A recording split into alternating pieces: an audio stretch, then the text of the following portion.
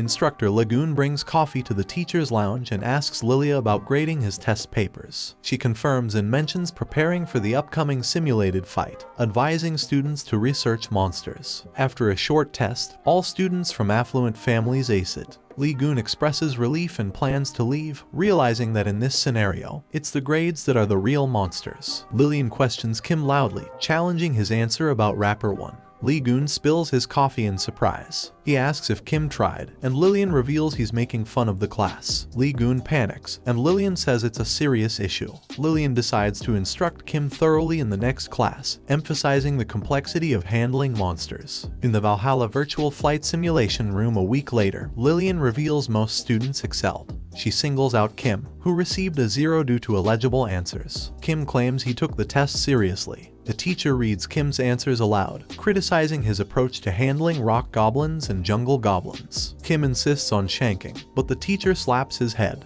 Despite pretending to study tactics, the teacher finds Kim's answers outrageous. Kim maintains that using a sword against monsters can be intimidating but cool, claiming it's over in one strike. Despite the instructor's skepticism about Kim's confidence, she gives him a chance. In the simulation, huge goblins surround Kim. The teacher challenges him not to kill all at once, as on the test. Kim agrees, and the teacher places the test paper in front of him. In the midst of the epic goblin showdown, Kim Ju's sword skills were so impressive that even the forest critters paused their chipper tunes to watch. The teacher skeptically asked, "Are we sure Kim's not secretly enrolled in goblin stabbing 101? I mean, 120 goblins? Impressive. But a rock goblin? That's a tough nut to crack. Or should I say, a tough rock to stab." Clearly, Kim Ju's sword had some special effects DLC. Kim triumphantly explains his technique, claiming it proves his answer's accuracy. The prestigious students wonder how he defeated the rock goblin with just a sword.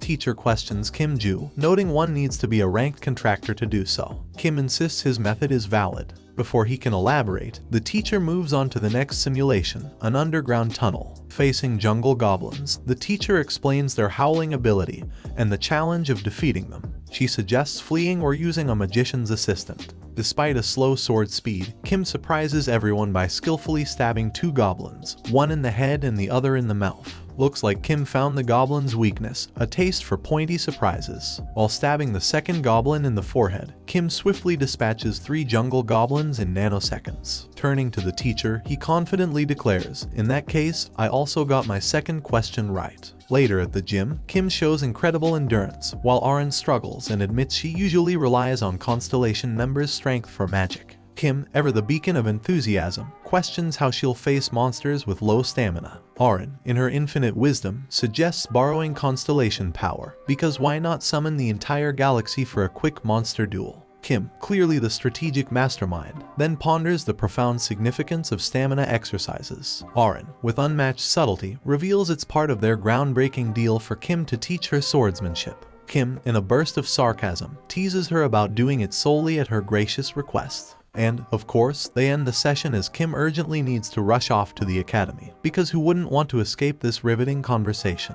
After Arin leaves, Varch talks to Kim about her identity and training. Kim confirms she kept up without complaints. Varch asks if Kim decided to train her. Kim clarifies she pressed him for swordsmanship information. Varch questions if Kim demonstrated his swordsmanship. Kim defends himself, mentioning Arin might have seen it in class. Varch sarcastically remarks about noticing its strength, and Kim, finding it amusing, decides to share some knowledge with her. Observing Sayuk of the Asan family working out, Kim inquires about his training history. Sayuk explains his consistent workout routine.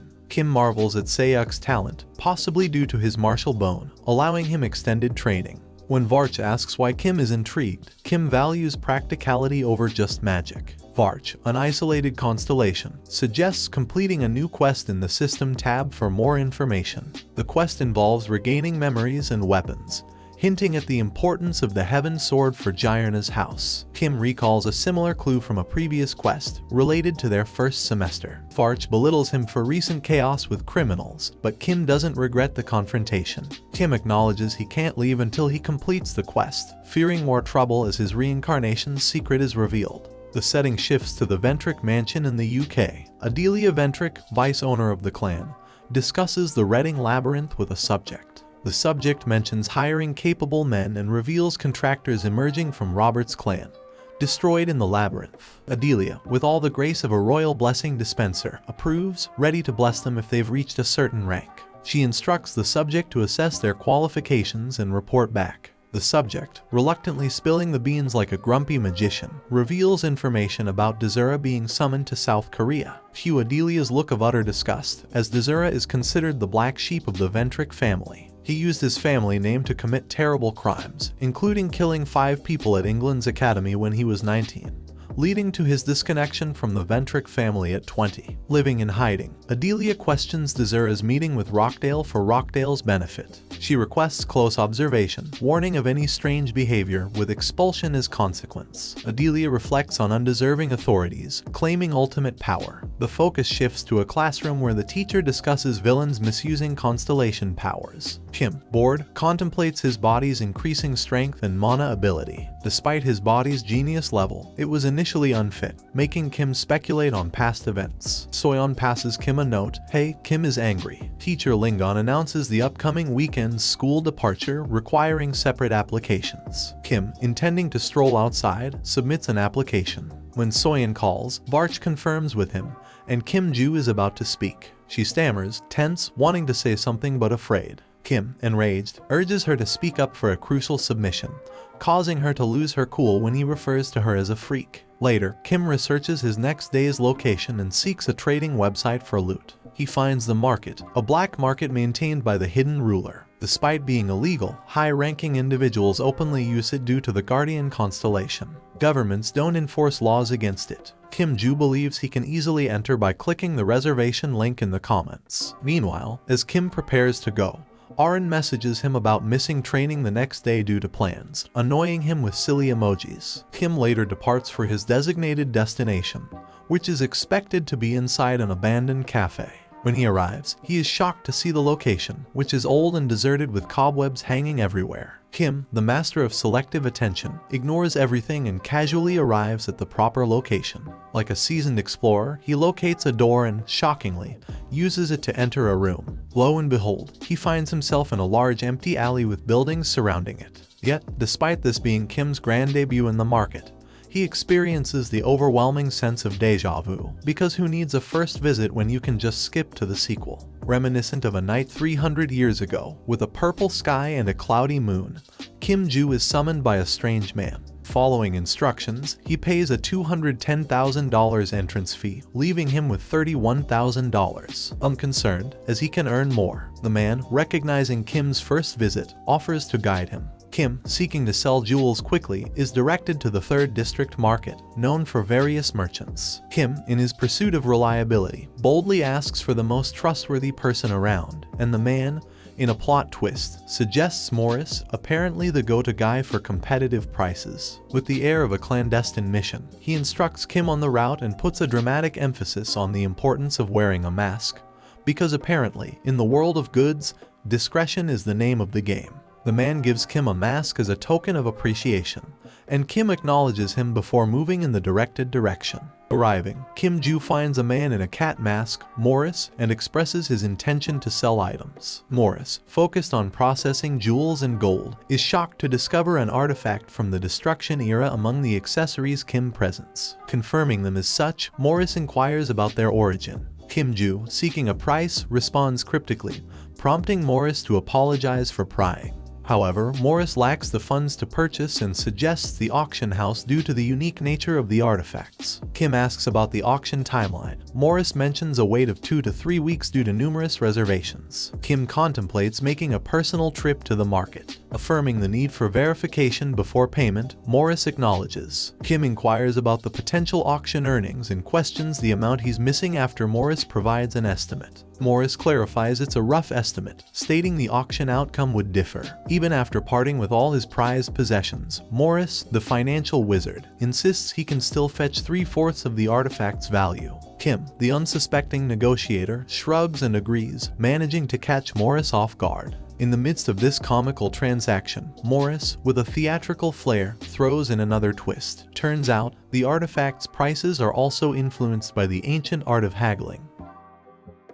In the aftermath of this windfall, Kim's euphoria took an unexpected turn when an unidentified caller, presenting herself as a Valhalla instructor, reached out to him. Intriguingly, she extended an invitation for lunch, positioning it as a reward for Kim. The rendezvous was set to take place in front of the training room, adding an air of mystery to the encounter. As Kim contemplated this peculiar offer, uncertain of its implications, the caller abruptly terminated the call. Now standing at a crossroads, Kim grapples with the decision of whether to embrace or reject this enigmatic lunch invitation. Initiating a curious exchange at the market, Morris inquires about the purpose behind the visitor's presence. In the midst of the chat, an unexpected twist unfolds. Turns out, the mysterious individual is none other than the market's owner, known as Black Cat. Morris, oblivious to this revelation, accidentally enters an auction for the first time, causing a stir of concern for the market's enigmatic owner. In a surprising turn of events, instructor Lilia extends an invitation to Kim for lunch at Valhalla's opulent restaurant.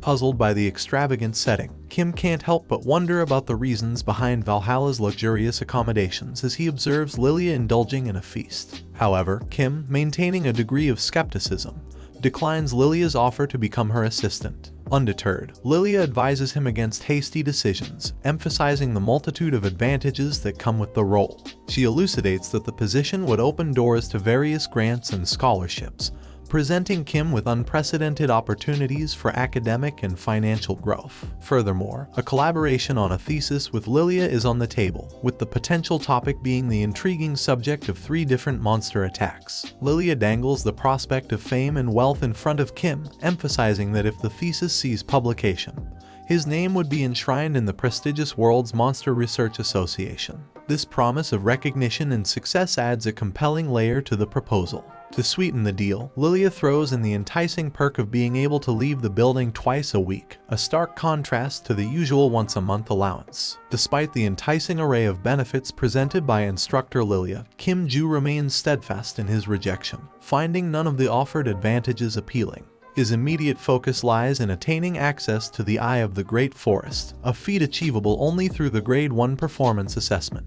Undeterred, Lilia persists in her efforts to sway Kim Ju and suggests that if she could provide him with information that piques his interest, he might be more inclined to share details about the monster attacks. Curious about the nature of this information, Kim Ju probes further. To his surprise, Lilia discloses that the key to capturing his attention lies in details about Arin, a mysterious presence constantly circling him. In a surprising revelation, Lilia shares the unsettling news that Arin's family is on the brink of abandoning her. Despite Kim's lack of interest in the information about Arin, Lilia persists in her request, asserting that he possesses crucial knowledge that he cannot simply withhold. Meanwhile, Choi and her older brother are summoned by their father to partake in a sorting competition scheduled for 3 weeks hence. The stakes are high, as the victor stands to receive a special blessing from the constellation associated with their family. However, the consequences for the loser are severe, involving disownment by the family. Amidst the familial tension, Arin's older brother takes the opportunity to mock and belittle her, casting doubt on her legitimacy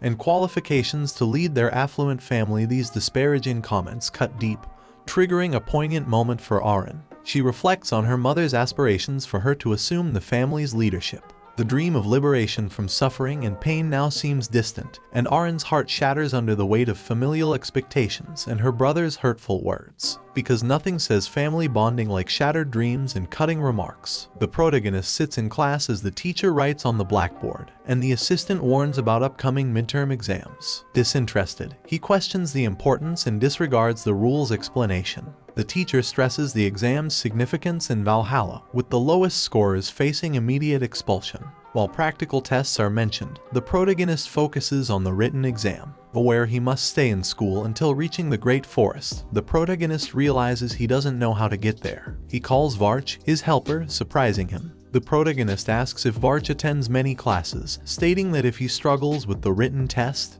Varch will answer it. Despite Varch's discomfort, the protagonist insists, unfazed. As the teacher ends the lesson, the protagonist calls Varch, and Juhyeok approaches, asking about training. The protagonist questions her intentions, and she expresses a desire to learn sword skills, eager to finish training that day. Juhyeok suggests a serious talk about her training, revealing she may not know how to use a sword despite their sessions. The protagonist acknowledges this and decides it's time to train with his own sword. Inviting her to the gym, she happily agrees. In the training room, the protagonist asks how long it's been since she last used her sword. She replies a day and a half, mentioning she hadn't touched it since starting practice. Surprised, the protagonist instructs her to draw her sword. As she draws, he guides her on hand placement, emphasizing the ring and little fingers. Her sword glows purple, surprising her as she hadn't infused mana. The protagonist, wanting another surprise, instructs her to attack with everything she has. The girl agrees, taking her sword from its sheath. As she draws it, her body becomes enveloped in small lightning,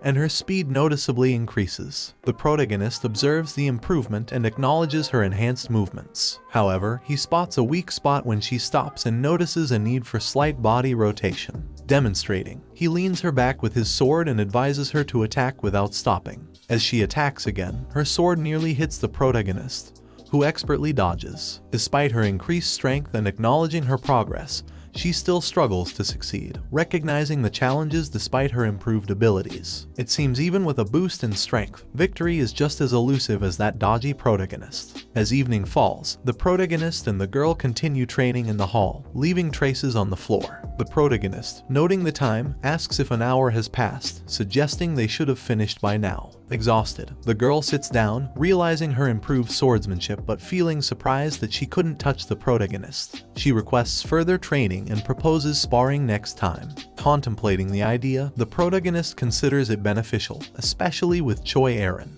He acknowledges her talent, noticing it during the opening ceremony. Although she's familiar with sword techniques and breathing techniques, there's a difference. Despite the challenges, the protagonist finds her presence somewhat relaxing. Reflecting on the past, he jokes about not training her, but she, surprisingly, accepts without hesitation. When asked why, she explains that she believes following his words will make her stronger. Pondering her words, the protagonist decides to conclude the training. 2 weeks later, many students gather at Valhalla's stadium. The serious girl from earlier doesn't express much. The protagonist, unaware of the reason for the gathering, remains puzzled. The protagonist's assistant loudly reminds him that their homeroom teacher informed him about the upcoming midterm exams over 2 weeks ago. Attempting to inquire further, the protagonist is interrupted by the teachers, who announce the midterm practical assessment, a dungeon attack. Students express surprise and concern as they learn they will unite and venture into an artificial dungeon.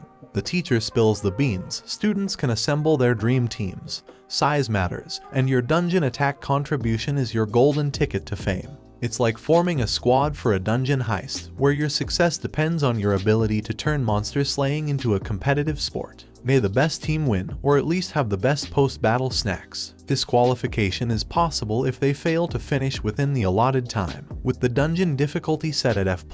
The moment the test begins, students rush around, seeking strong teammates. The teachers observe the organized chaos, realizing it was planned. As the girl looks for her team, many approach her, but she remains determined to find someone better. Analyzing the statistics, she believes a group of 6 can handle the dungeon in 5 hours with good teamwork. However, she understands the need to conceal her true abilities. Teachers notice that students from wealthy families comprehend the exam's essence, entering either as individuals or in groups of 8. They emphasize the importance of balanced teams to avoid conflicts during this rare event. The teachers announce that students will enter the dungeon in about 30 minutes, preparing to tally points. Meanwhile, the protagonist contemplates whether all students entering the area will receive points, considering the possibility of joining in. Observing the remaining players without teams, the protagonist notices the girl he knows. Curious, he approaches her, questioning why she hasn't entered yet. In response, she states she'll do whatever the protagonist tells her to do, surprising him. Puzzled by her commitment to following his instructions from their last training, he instructs her to go alone, as he plans to do the same. The protagonist reassures her that it's not a difficult task. As she stands in front of the door, others observe her, wondering if she is the famous Choi Aaron. Some invite her to join their team, boasting 7 members and needing just 1 more to hit 8. Concerns are raised about her potential disqualification, but she confidently believes it will be a breeze. Despite attempts to dissuade her, she swiftly leaves through the door, ready to face the challenge with the self-assurance of someone who thinks easy is their middle name. As all participants enter the door, the teachers have already upgraded to observation mode, closely monitoring the events inside. One teacher, Lee Sang-cheol, takes center stage, known for his swift and accurate assessments. Despite criticisms of being too harsh, his reputation as the master of sweeps during his military service boasting a 99% demonstration dungeon clearance rate, has earned him respect. Because when it comes to grading, Lee Sang-cheol means business, and his business is sweeping dungeons with military precision. He believes in the essence of dungeon attacks more than anyone else, justifying his ability to assign scores. Lee Sang-cheol observes that this particular year's students appear exceptionally strong, acknowledging the competence of the children from the 5 great families. He singles out Soyeon-yu as a remarkable student, leading a team in a dungeon against orcs. Impressed by her strategic commands and efficient role distribution, he recognizes her skills in ensuring the team's success. Lee Sang-cheol predicts Soyeon-yu's inevitable ascent to the top, foreseeing her success in the midterm exams. The introduction ceremony had tarnished Soyeon-yu's talent,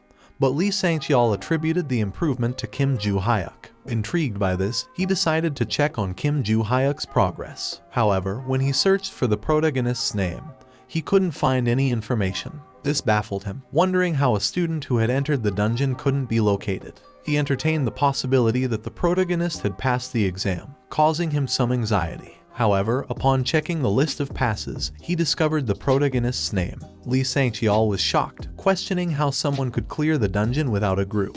Reviewing the time the protagonist took, he found it unexpectedly fast, especially considering the protagonist had attended the introductory ceremony. Puzzled by this achievement, he decided to watch the tape of the protagonist's dungeon run. The footage showed the protagonist standing calmly as monsters approached, stretching his shoulders before engaging with a smile. Many orcs and goblins dispersed quickly, and the protagonist thoroughly enjoyed the challenge, relishing the opportunity to defeat stone goblins. After dealing with the goblins, the protagonist notices approaching orcs armed with clubs, but he remains undeterred, focused solely on his desire to continue cutting down foes. His relentless killing spree captures the attention of many teachers, who are astonished by the protagonist's strength. They observe as the protagonist confronts the most powerful monster specifically designed for the midterm exam, a golem. The teachers had enhanced its characteristics to challenge a team of 8 people. Despite the golem's attempt to attack, the protagonist welcomes the challenge, relishing the opportunity to face a formidable opponent. Much to the golem's surprise, the protagonist unleashes a single powerful blow, swiftly decapitating the monster. Lee Sang-cheol, spectating the spectacle,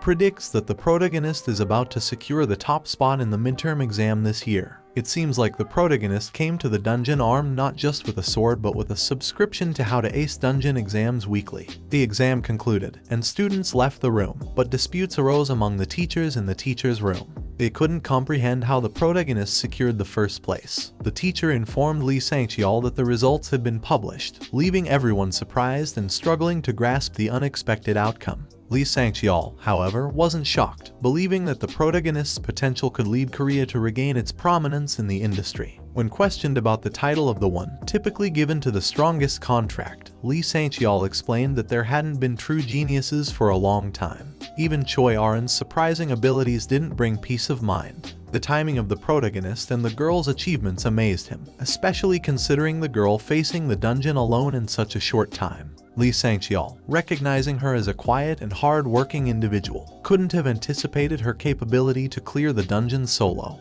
Reflecting on the exam, the teacher believed that if it had emphasized teamwork, Yoo Soo-young would have excelled. However, he couldn't find peace in the fact that the protagonist and Choi Arin achieved the highest marks, considering their unorthodox approaches. He knew their methods couldn't be replicated by others. The teacher holding the scoreboard recalled seeing Yoo Soo-young's abilities when she led the Choi Jin Guild. He couldn't fathom her facing the dungeon alone, questioning if it happened because of the protagonist. However, he decided to give himself some time to gather his thoughts, acknowledging the need for rest. The next day, the results were revealed, and the protagonist, along with Choi Arin, secured the first place. This angered 2 students who immediately decided to go to Korea. In Seoul, they met with an acquaintance, referred to as their brother, who was eating dinner. The white-haired man, labeled a brainless freshman, sought his brother's help due to insults about his humble origins. The brother, still eating, asked if he could kill the offender, but the white-haired man only expressed indifference. However, when the brother pointed to the girl behind him, mentioning that her involvement had caused problems with Felix's family,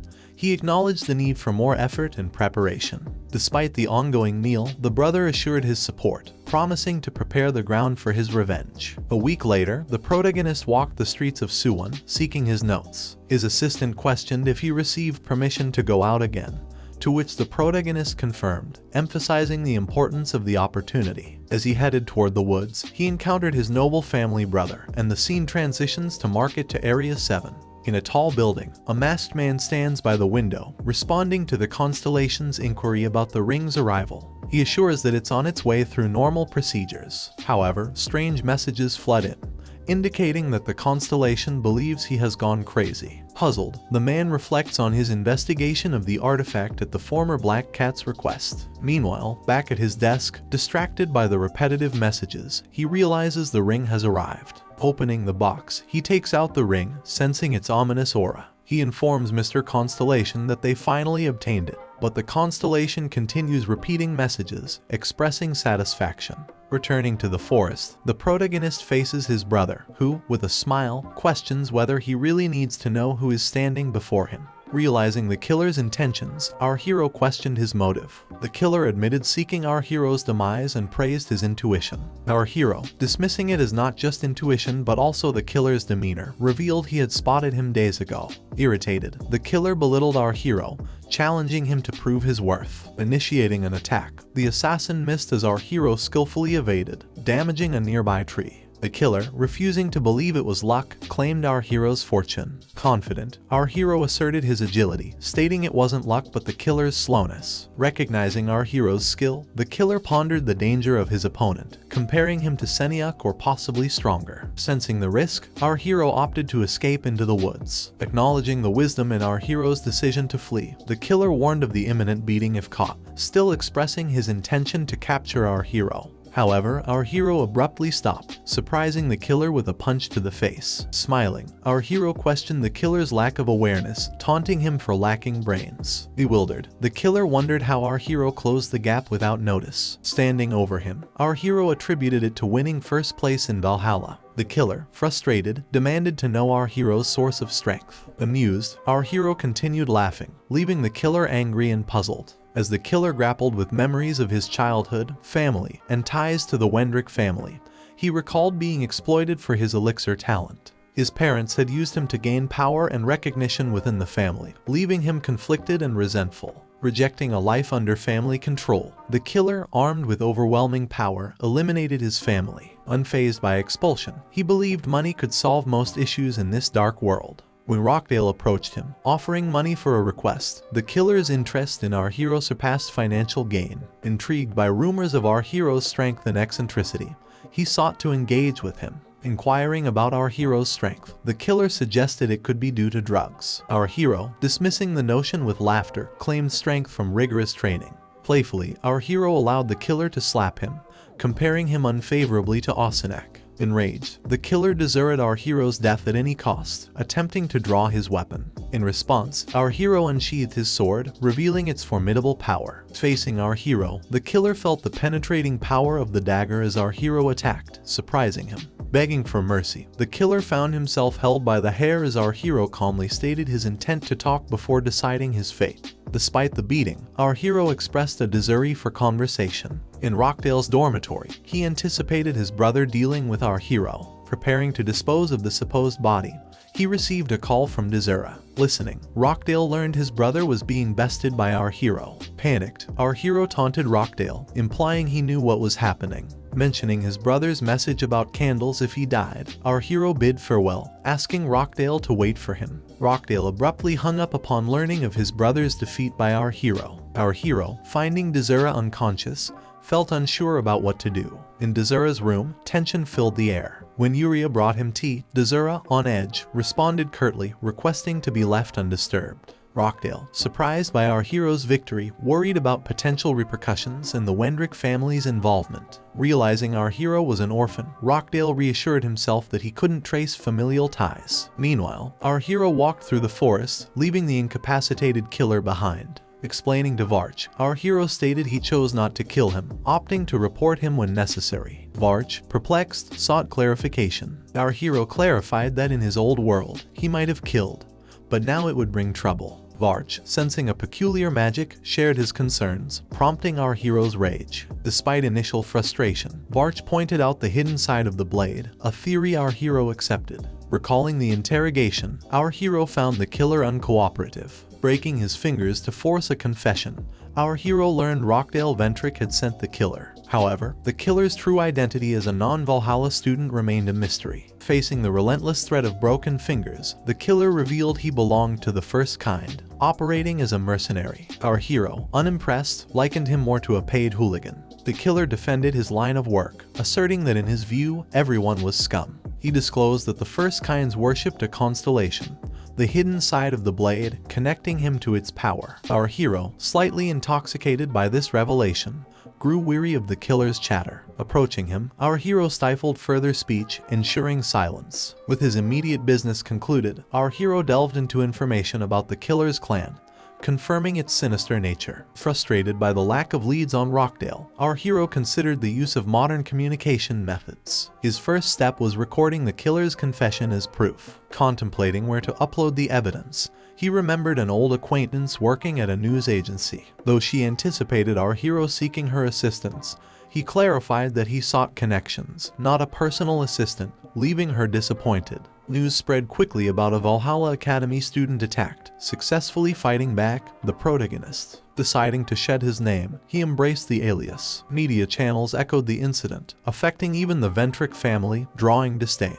The protagonist enjoyed this modern warfare, adapting effortlessly, impressing Barth. Despite his reincarnation challenges, the protagonist concentrated, adapting through news consumption. Barth sensed his discontent. The protagonist sought a Roch deal, but blame fell on the Ventrick family, possibly due to a prominent news introduction. A Ventrick family announcement flashed on his phone. The woman, apologetic, delved into the situation, attributing the attack to banished Desura, hinting at Rockdale's involvement. Uncertain of Desura's credibility, they apologized and even threw in a personal sorry bouquet for the protagonist. The potential Rockdale connection triggered a recall for clarification, making sure the resolution was as well planned as a surprise party for a forgetful friend. Paparazzi bombarded Rockdale with questions, but he remained silent. In horror, he received a call from his father ordering a return to England. Angrily obliged, Rockdale couldn't contest. The next day, Desura's viral confession absolved the Ventrick family. The protagonist, shocked, hadn't expected Desura to humble himself. Though increasingly repulsed by the Ventricks, he pondered the clan head's words, anticipating a possible apology. After class, the protagonist debated entering the teacher's office. Later, in a cafe, he met an unhappy woman, attempting to recruit him as her assistant. Uninterested, he rebuffed her advances, clarifying it wasn't a date. Despite their history, she couldn't grasp his formal tone,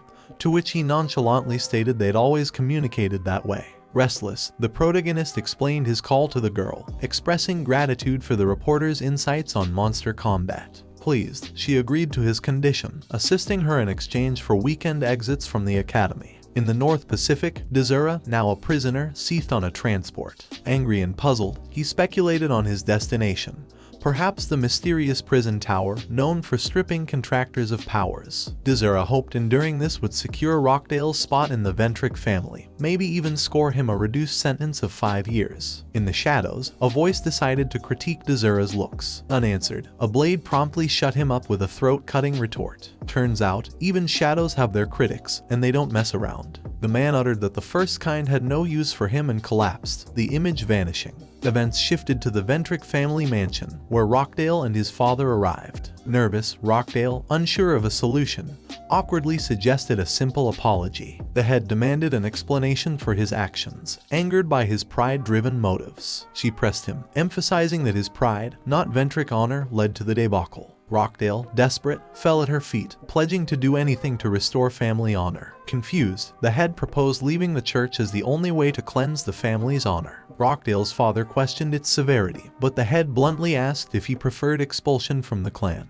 Pondering grim options, she briefly considered the unthinkable, eliminating them both. Faced with the dilemma of exposing Rockdale's involvement in Desura's attack, the head, tense, spared him but insisted on his silence at Valhalla. She hinted at considering more drastic measures after speaking with the protagonist. Rockdale, grateful, bowed, and the head dismissed him. As they left, his father, aware of the impending disownment, urged Rockdale to lead a quiet life. Rockdale, resigned, acknowledged his fate, planning a surprising finale once the media frenzy subsided. Seeking his father's assistance, he requested to remain in the shadows for now. In the Academy's interrogation room, the protagonist awaits Rockdale's apology, skeptical of its sincerity. Despite the Ventric family's denial in the statement, the teacher informs the protagonist that the meeting is the family's wish. Sensing a move to protect Rockdale, the protagonist, frustrated, realizes his limited options. The teacher acknowledges the Academy's dilemma, expressing disbelief at the family downplaying the protagonist's recorded confession.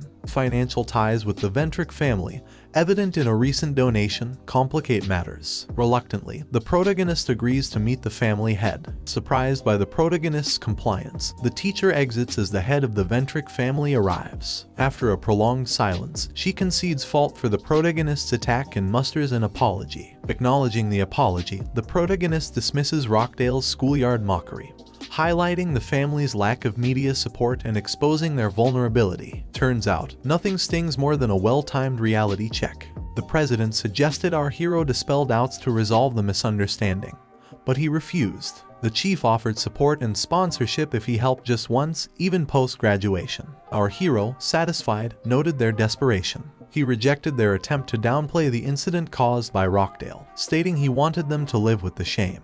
The head, angered, didn't grasp why he treated her this way. Our hero revealed her true intentions, accusing her of seeking a convenient deal. Despite threats, our hero highlighted the lack of leverage against him, exposing their attempts to pay him off. The head, aggressive but powerless, warned him of future regret. Our hero found amusement in silencing her and believed he had done everything right, despising those who sought worship. Moreover, he's aware of their vengeful capabilities. He harbors disdain for Barch, prompting introspection. Leaving the office, our hero's sole focus becomes the training room. Outside, he spots Choi Arin with an unfamiliar person, revealed to be her elder brother. The brother challenges Choi Arin to a test for family inclusion, assuring no mockery. Choi Arin rejects, surprising her brother, and labels him incapable of understanding. Our hero intervenes, addressing her brother similarly. Unfazed, the brother questions our hero's interference and demands compliance. Our hero, no invasions here, buddy. Brother exits grumbling about a test. Arin's silent sitcom stare prompts hero to suggest, let's practice instead. Because when in doubt, distract with skills. She insisted on comment cooldown post-dialogue. Our hero, noting her insufferability level surpassed expectations, thought, time to train. Off to the gym they went, proving even unbearable moments can't stop a hero's workout. Our hero mentioned that if she skipped next week, they'd train even harder. Days passed since their training, but our hero still roamed the woods seeking clues. Barch questioned if he returned to find his notes, and our hero confirmed, expressing curiosity about the remaining records. Barch wondered what our hero meant by something interesting. He explained it could be forgotten aspects of his past life. If he had encountered Barch 300 years ago, he might not have killed him. While our hero pursued his past artifacts, Choi Arin's family conducted a test. The guild head initiated the selection process, declaring recognition for the test passers and expulsion for failures. The task was to find a hidden double blade in the mountains, with no restriction on methods except killing. Choi Arin eagerly rushed forward, but her brother, confident, believed he could take it once she found it. Back in school, he received a call about the blade. The caller, a man with a white beard, expressed dissatisfaction with the delay and asked if they'd keep their promise once he obtained it. The brother assured they would, and the man urged him to focus on the task. Returning to Choi Arin, she utilized her skills, sensing magical currents leading her to the sword. At a certain point, Choi Arin's brother confronted her, questioning if she was halfway there. Having learned to sense magic currents, she revealed that our hero had taught her this skill during their recent training. Surprised, our hero explained its utility in concentrating magic, encouraging her to relax and feel the currents from fingertips to hair. As Choi Arin practiced, she sensed our hero's silhouette even with closed eyes. Overexerting herself, she breathed heavily, prompting our hero to inquire about her visions. She described seeing an aura around him, and our hero explained that it was the visible manifestation of magic flowing from the body. He advised her to use the skill more to enhance her abilities, suggesting it could even help her find magical objects. Returning to the test, Choi Arin's brother recognized our hero as the person from school. Even though initially caught off guard, he admitted our hero's teaching prowess. Arin boldly declared, "Hero greater than brother." Infuriated, the brother drew a sword, ready to duel. But lo and behold, Arin unleashed her inner warrior, effortlessly countering his moves. His face went from anger to utter bewilderment,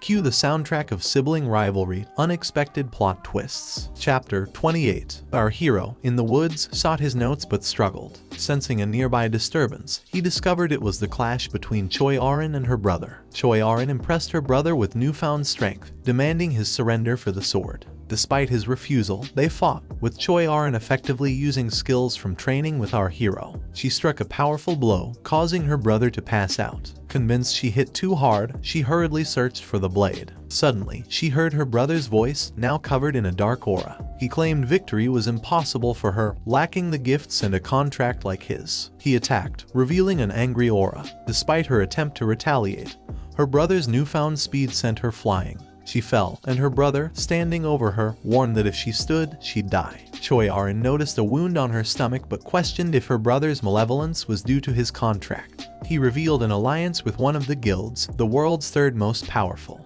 Arin pondered, are the perks they're dangling worth more than life's basic goodies? Her brother scoffed, swearing by guild power and bemoaning his existence as a pawn-dubbed eldest son since 12. Life's a guild game, apparently. He chose freedom and the fanatics over his father's clan. A man from the fanatics claimed only they could resolve his issues. He admitted enjoying breaking people and needed the blade for the test. If he had given up earlier, there wouldn't be a second test. Choi-arin learned her older sister participated before, and her brother killed her. The family pretended she was missing. Brother drops the bomb about mom's demise, but he's all about that sword quest. Ready to behead Arin, cue hero with a scabbard save. Plot twist, surprise, and awkward silence. With a stern expression, our hero confronted Choi-arin's brother, questioning his actions. The brother claimed it was a family matter, but our hero disapproved, stating they shouldn't put a blade to their sister's neck. Confused, Choi-arin asked why our hero had come. Assuming it was a coincidence, our hero mentioned having business in that direction, instructing Choi-arin to stay behind and tend to her wound, which she appreciated. However, her brother couldn't calm down, questioning if our hero had insulted him during their time in the academy. Our hero, silent, gracefully dodged a sword attack and advised not to aim at a stationary target. Striking him to the ground, our hero delivered another powerful blow. Concerned, he removed his hood, checking on Choi-arin's well-being. Suddenly, a dark aura enveloped Choi-arin's brother, angered by our hero's strikes. He launched another attack, and even with his own magic, our hero struggled to resist. Despite disbelief at a 17-year-old possessing such power, Choi-arin's brother decided it was time to use his trump card.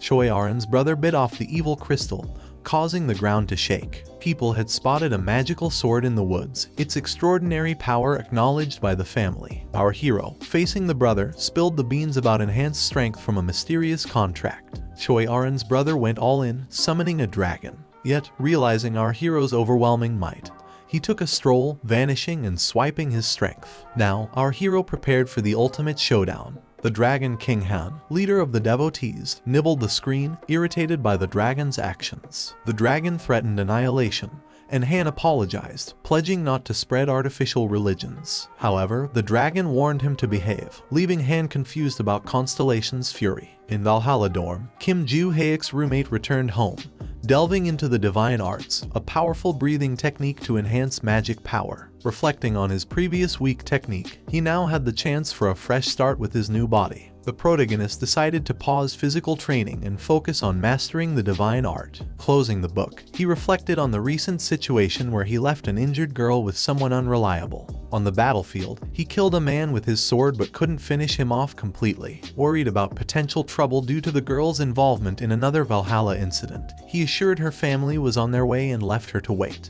At the Trojan family home, people discussed the aftermath of the selection test. Articles about the genius feats of Choi-arin circulated, and the man leading the conversation pondered how to shape her image as the family's successor. News broke that Soi Jae-dong got a one-way ticket to police custody, while Choi-arin convalesced in the family hospital. As they chatted about her triumph over Jae-dong, the burning question lingered: how did she pull it off? Arin spilled the beans. It was all thanks to the teachings of Kim Juhyeok. The man, considering this nugget of info gold, saw it as the key to establishing Arin as the rightful heir. The tale twisted for the infinite time, and so did the family drama. The protagonist arrived at the academy and noticed the girl, who seemed to have recovered well. He sat at his desk, and she playfully waved at him, leading to speculation among his classmates. The protagonist thought about his recent magical training using a book in his room. The girl, despite being advised by the doctor to avoid physical activities, bombarded him with messages and rabbit stickers, which irritated him.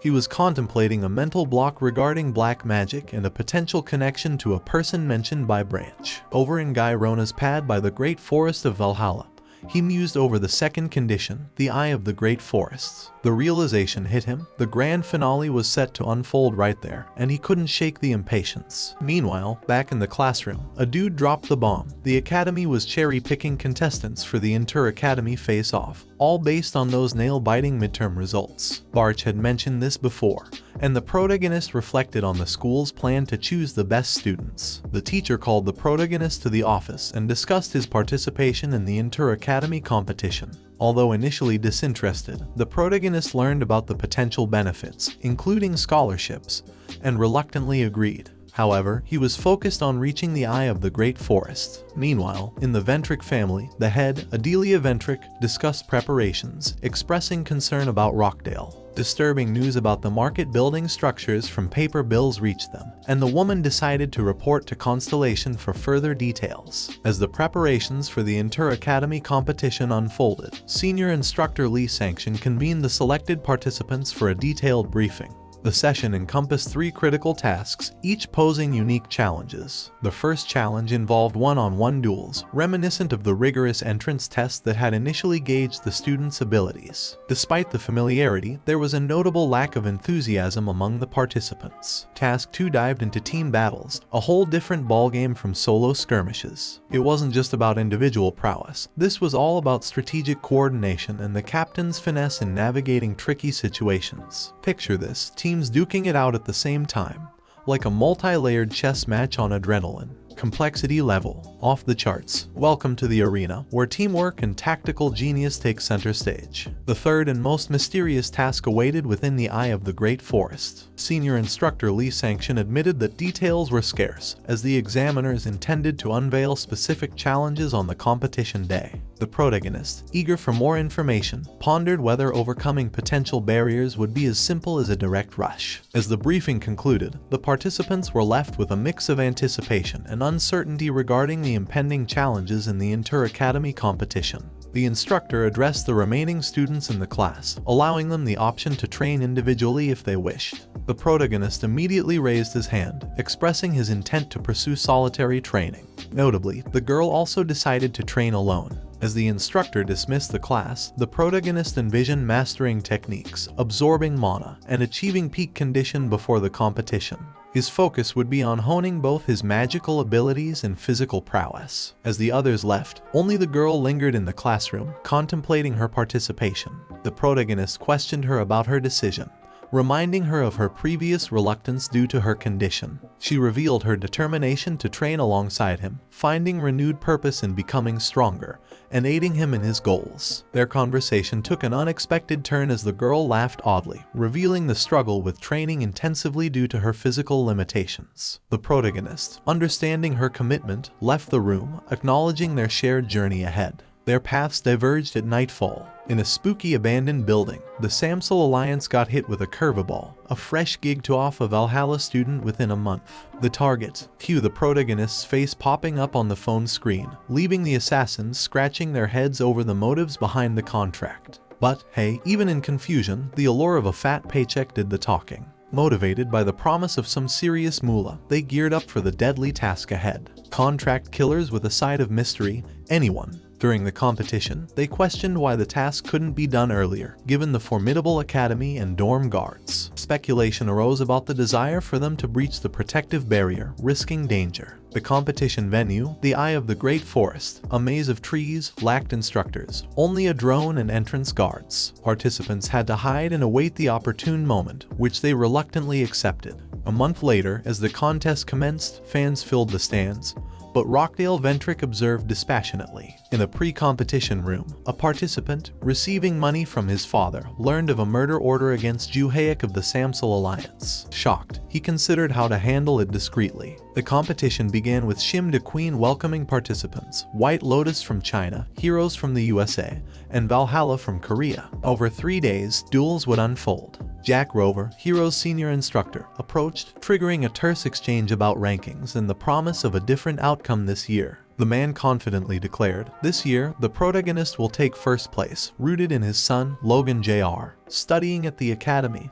and being known as the Destroyer. Logan Jr., singled out by the academy rep, sported a contract with Pop's Constellation, though a tad less cosmic muscle. Whispers swirled about the fresh faces, with Kim Juhyeok stealing the spotlight for effortlessly taking down a bad guy. As the first round crew got their moment in the spotlight, the audience clocked a lukewarm response from the instructor. Cue the intrigued murmurs and eyebrows raised. Something's cooking in the Celestial Academy. In the arena, the standard rules applied. Victory went to the first to knock out their opponent, with a defense system preventing lethal damage. The battle commenced, and Logan Jr. faced Kim Juhyeok, the guy previously discussed. The opponents exchanged words, with Logan Jr. displaying humility. The fight began, and despite initial doubts, Logan Jr. showcased surprising strength, blocking blows effortlessly. However, Kim Juhyeok revealed an ability to cut hair, indicating a potential threat. As Logan Jr. prepared his destructive power, Kim Juhyeok unleashed a strategic attack, ultimately winning the round. Spectators, including the men, were shocked, realizing Kim Juhyeok's exceptional abilities. The instructor's earlier composure now made sense. Kim Juhyeok was truly a formidable force. In the subsequent rounds of Paradise, the protagonist triumphed against White Lotus Academy and Heroes Academy. The final round presented an unexpected situation as he had to face his girlfriend, Choi Erin. The match seemed unnecessary, merely determining rankings and offering a scholarship to the winner. Despite neither caring much about the outcome, they engaged in the battle. The protagonist, considering her injury, knocked her out with a single blow, surprising everyone. He emerged as the winner of the competition, his strength evident. Afterward, during the night, the instructor praised the students for their well-being due to the protection system. Despite the offer to visit the infirmary, the protagonist thought it was a waste of time. A student approached, inquiring about the possibility of starting the next day's team battle in the Great Forest immediately if the current one ended early. Consulting the rule book, the protagonist agreed to allow it, understanding the student's eagerness. The following day, the instructor explained the rules for the team competition, involving 5 representatives from each academy battling together. The protagonist, prepared to face the eye of the Great Forest trial afterwards, was determined to finish it quickly, despite concerns about attracting unwanted attention. The test unfolded in a mountainous area, with the audience watching through holographic screens and drones capturing the action. As players warmed up, our hero arrived, apologizing for being late due to oversleeping, causing frustration among his teammates. Disregarding the commotion, he focused on the upcoming team test, understanding the challenges ahead. The suggestion to go alone remained unspoken. Choi Erin approached, seeking agreement with the girl, but the protagonist declined, instructing her to stay. The battle commenced, and our hero immediately separated from the team to prepare for the cook of the Great Forest. Encountering the White Lotus team early on, our hero swiftly eliminated them, surprising everyone with the speed of his victory. Logan's squad geared up for possible threats, with Logan playing clairvoyant, expecting a powerhouse opponent on the horizon. Teammates rolled their eyes, but Logan stood firm, demanding a magic shield to ward off the unknown adversary. As the mystical shield vanished, the rumor mill kicked into high gear, speculating on the opponent's next move, perhaps off conquering another academy before swinging back into the fray. The plot thickened, and Logan's foresight became the talk of the prep rally. Observing from above, our hero swiftly incapacitated Logan and the girl with precise stick strikes. The third girl attempted a charged attack but failed, and the remaining teammates couldn't succeed either. The protagonist's team was eliminated, allowing our hero to proceed to the eye of the Great Forest. The surveillance room watched in amazement as he completed the team battle in just 23 minutes. Spending 20 on the road and 3 on the fights. In the surveillance room, concerns arose about the disrupted schedule, turning into a potential problem. The instructor contemplated discussing the matter with other academies, recognizing the rule allowing the next test if the trial ended before noon. The protagonist inquired about the next test, anticipating a prompt report after the discussion. The men moved to discuss the matter with White Lotus, hoping to persuade them to agree to the postponed test. In the break room, the girl, looking at the protagonist with awe, deemed him a madman for finishing the battle alone. Recognizing her limitations as a team leader, she pondered the possibility of the protagonist teaching her,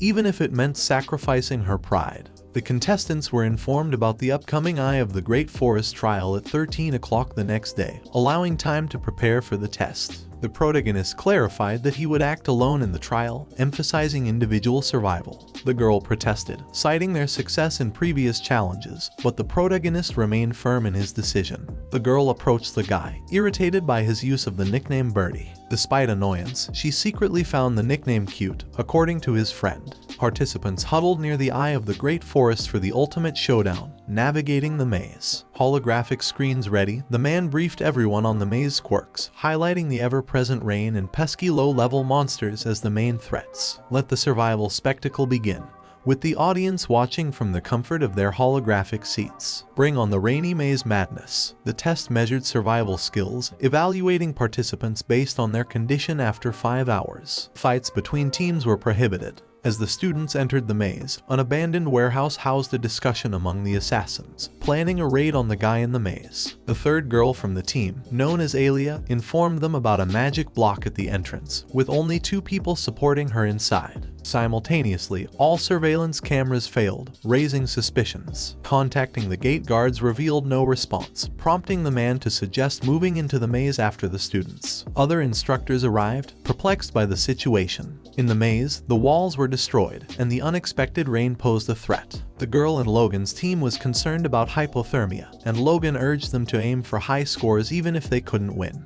Mid-shelter prep, the assassins, teleporting in a splash of moderate magic, made a grand entrance. Annoyed by the rain, they spilled the deadly beans, their mission to off the protagonist. Sensing dark magic vibes, the hero sniffed out their villainous game. Just as the showdown kicked off, Logan, the curveball maestro, pulled a shocking move, stabbing the protagonist. Betrayal hung in the air, allies were left dumbfounded.